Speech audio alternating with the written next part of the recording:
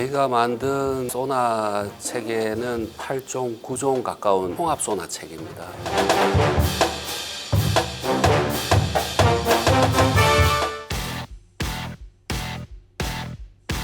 저희가 소나라 하면 수중에 보이지 않는 물표를 탐지하는 수단이다. 짧게 말해서 그렇게 말씀드릴 수가 있고, 이 물표라는 거는 수중에 움직이는 어떤 잠수함이라든지 내 쪽으로 다가오는 어뢰와 같은 이제 움직이는 물체가 있을 것이고, 그다음에 기뢰 아니면 해상의 어떤 부유체들, 고정되어 있는 바위라든지 안반과 같은 고정된 물체도 탐지할 수 있는 어떤 수단입니다. 근데 이제 잠수함 같은 경우는 수중에서 밀하게 이제 활동을 하다 보니 장시간 정찰을 하고 필요시에는 뭐 원치 않는 곳에서 어떤 탄도미사일이나 아니면 이제 어뢰와 같은 공격 임무를 얘네들이 수행을 하니까 원점 타격이 거의 이제 불가한 우리가 비대칭 핵심 세력이다, 위협 세력이다, 그렇게 분류를 하고 있죠. 그래서 그 잠수함을 조기에 탐지를 하는 게 전장 환경에서는 그 주도권을 잡을 수 있는 열쇠가 되지 않느냐. 그 유일한 수단이 이제 소나다, 그렇게 말씀드릴 수 있겠습니다. 이제 잠수함이 출현할 시기에 앞서서 이제 소나 얘기를 잠시 먼저 드리면, 소나가 제 역할을 하기 위한 기반 이 과학들이 많이 있습니다. 그 중에 알아야 될 게, 우리가 공중에서 전파가 얼마만큼 도달되는 시간이 있듯이 공기 중에 어떤 소리의 속도가 있듯이 수중에서도 그런 속도가 있습니다. 수중의 어떤 종소리가 도달되는 시간, 이 시간 차이를 가지고 수중에서는 얼마만큼의 속도가 나네 하는 그 계산 값을 알아낸 적이 있습니다. 수중에서 발생하는 어떤 진동음, 기계적인 어떤 응력들, 크기 값을 우리가 알아들을 수 있는 정기적인 신호로 변환하는, 이제 그걸 압전 효과라고 합니다. 반대로 전기적인 신호를 내어서 바깥으로 송출해 줄 수 있는 그 소자, 압전 소자라고 하는 그 이론들도 그때 당시에 이제 발견을 알아내면서 소나를 하기 위한 좀 기틀이 되지 않았나. 그래서 1차 대전, 2차 대전 하면서 독일의 위협 표적이 되었던 유보트, 얘네들에 대항하기 위한 연합군에서는 아마도 그때 수중 청음기라는 게 시작이 되었다고 알려져 있습니다. 그래서 수중 청음기가 오늘날에 보면 이제 수동 소나에 해당하는데, 이제 물 속에 넣어 가지고 이제 소리들을 이제 듣기 시작을 했던 거죠. 그래서 1, 2차 대전에 그런 상황들이 지나가면서 해전에서의 어떤 그런 문제들, 일어났던 일들이 극복하는 과정에 이제 오늘날에 이제 센서의 소자가 되는 PGT 타입의 이제 압전 세라믹이 등장을 하게 되고, 소나가 처리해야 될 수백 개, 수천 채널을 동시에 처리할 수 있는 어떤 기반들이 이제 마련이 됩니다. 그때는 이제 아마 아날로그 시대였을 거고, 80년대 이후에 이제 디지털 기술들이 확 올라오면서 대용량 처리를 할 수 있는 어떤 컴퓨팅 능력이 이제 올라오면서 받아들이던 신호를 다양하게 처리할 수 있는, 그리고 분석할 수 있는 오늘날의 소나로 발전해 나가지 않았나 생각이 됩니다. 우리나라 소나 역사는 국방과학연구소가 설립되면서 80년대부터 소나에 필요한 핵심 기술들을 연구를 했습니다. 뭐 연산량이나 이런 부분들은 좀 제한이 많이 되었지만, 소나에 필요한 어떤 신호 처리 기술들은 이미 그때부터 시작이 되었고, 소나 체계가 나온 건 90년대 수상함에서 운용하는 예인 선별 음탐기 소나 체계가 등장을 하고, 또 의뢰음향 대항 체계라고 하는 소나 체계가 90년대 후반에 이제 개발이 되었습니다. 이제 국가연 주관으로 해서. 그리고 그 이후에 그 센서들이 조금 개량이 되어서 좀 더 긴 타스 체계가 운용될 수 있도록 개발이 되었고, 능동 소나 체계가 2000년대 초반에 개발이 되어서 지금 전력화 운용 중에 있습니다. 그리고 나서 이제 잠수함 소나 체계가 이제 그 시기에 태동하게 되었습니다. 소나라 하면 크게 두 가지 분류로 나눌 수 있습니다.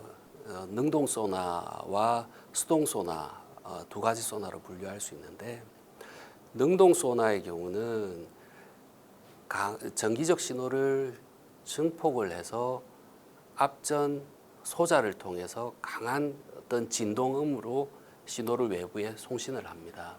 이 송신을 하게 되면 물이라는 매질을 가지고 어떤 목표물에 도달하게 되고 그 목표물에 맞은 어떤 신호들은 반향이 되어서 이제 보남 쪽으로 되돌아오게 되는데, 쉽게 말해 공기 중에서 메아리가 내 귀에 들리듯이 물 속에서도 그와 같은 역할을 합니다.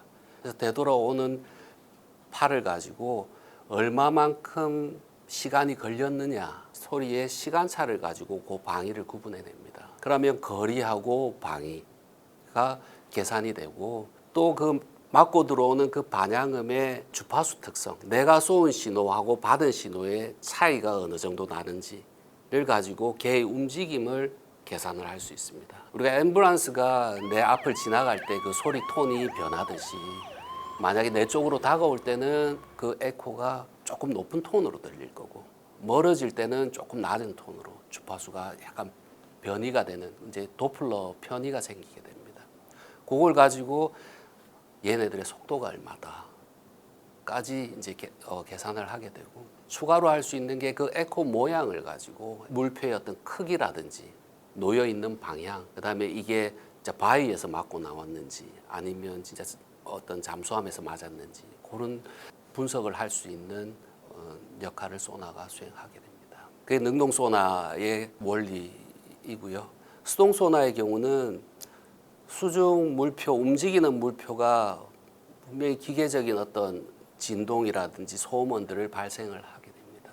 걔들도 마찬가지 물을 매개체로 해서 이제 소나 센서로 수신하게 되는데, 그 또한 각각의 하이드로폰에 들어오는 시간차들을 가지고 얘네들의 어떤 물표의 방위를 구분해내는 기본적인 수동 소나의 역할을 하고, 그 들어온 신호를 가지고 특성 분석을 합니다. 우리가 목소리를 분석하면 이제 주파수 특성이 나오듯이 물표의 어떤 신호 특성을 분석을 하면 특이한 소음 특성들이 이제 분석이 됩니다. 그러면 이게 잠수함인지 아니면 수상함인지 아니면 어떤 다른 물표인지도 분석할 수 있는 역할을 수행을 합니다. 그리고 수동 소나의 경우는 분산 배치함으로써 각 부배열들이 지향했던 그 방위 정보들을 가지고 위치도 알아낼 수 있습니다. 그게 수동 소나의 원리입니다. 수상함에서 사용하는 소나의 경우는 보통 이제 선수 선저에 설치한 원통형 타입의 능동 소나가 주로 이제 운용을 하고 있고, 정찰을 한다든지 임무를 수행하면서 필요시에는 이제 능동 핑을 쏘아서 탐지를 하고, 그렇지 않을 경우에는 이제 수동 소나의 역할을 하는데, 소노브이나 항공기용 소나 같은 경우는 이제 잠수함이나 이제 적이 예상되는 경로에 초객이라든지 헬기를 이용해서 좀 원거리로 이동해서 그 해역을 정찰하는 역할을 수행을 합니다. 그래서 잠수함이나 수상함이 접근하기 제한된 구역에 빨리 가서 그 역할을 수행하고 아군 쪽에 정보를 제공하는 역할을 하고, 잠수함은 이제 물 밑에서 주로 정찰 임무를 수행하면서 오래도록 이제 탐지하는 역할을 하고 있습니다. 그래서 보통 수상함의 경우는 이제 내가 노출이 많이 되어 있다 보니 선체에 부착된 음탐기도 주로 쓰지만, 가변 심도 음탐기라고 해서 심도 조절이 가능한 소나들을 쓰고 있습니다. 그래서 그 소나들을 가지고 잠수함을 탐지하는데 탐지 성능을 올리는 역할을 최근에는 지금 하고 있습니다. 잠수함 소나를 예를 들면 지금 도산 안창호급에 탑재되어 있는 소나들은 대부분 이제 재래식 디젤 잠수함 기반으로 저희들이 개발을 했습니다. 대신에 그 가운데 선측에 부착된 선측 음탐기의 경우는, 과거 독일 잠수함의 경우는 1차원 튜브형으로 설계가 되어 있고 지금 운용 중에 있습니다. 대신에 도산 안창호함에 탑재되어 있는 선측 음탐기의 배열은 판형으로 만들어 배치가 되어 있어, 이 경우는 1차원 튜브에 비해서 안테나 크기가 훨씬 크다고 볼 수 있습니다. 기존 대비해서 훨씬 탐지 성능이 높게 지금 나타나고 있고, 그 가운데서도 주파수 대역을 한 2배 이상 올림으로 인해서 정보량도 훨씬 많이 받아들일 수 있습니다. 그래서 탐지 성능 측면에서도 훨씬 낫다고 저희는 이제 보고 있고, 그리고 지금 배치 2급에서는 그 길이가 조금 더 지금 증가하고 있습니다. 그래서 아마 배치 1 대비해서는 성능이 좀 더 좋아질 거라고 보이고 있고, 함수음 탐기의 경우는 사실 기존의 독일 소나와 비슷한 크기의 형상인데, 최근에 지금 배치 2에서는 그 모양을 선체를 최대한 활용한 말발굽형 소나로 아마 성능을 개선하고 있습니다. 아마 함수 소나의 경우도 훨씬 기존 배치 1 대비해서도 훨씬 탐지권이 넓게 형성이 될 걸로 보입니다. 이제 앞으로 저희가 만들 소나 체계는 이제 함정이 어떻게 운용을 할 것인가, 작전을 어떻게 할 것인가에 따라서 소나의 어떤 설계가 많이 고려가 되는데, 아마도 지금 추세를 보면 아마 배가 좀 더 커지고 하면 소나도 좀 더 대형화 될 걸로 보입니다. 그래서 저희가 지금 준비하고 있는 핵심 기술로는, 기존에는 이제 높이가 제한되어 있어서 수평만 탐지하던 영역들이 어느 정도 높이가 확보되면서 이제 수직도 탐지할 수 있는 기능들로 확장을 하고 있습니다. 그거는 이제 소나가 그만큼 대형화되면서 가능한 부분인데, 그럴 때는 수평 방위만 탐지하던 것이 고각을 탐지하고, 나아가서는 그 고각을 가지고 거리도 같이 낼 수 있는 역할을 하게 되고 해서 3차원 공면 배열 소나 기술을 저희가 확보해 둔 상태고, 측면 배열 소나의 경우는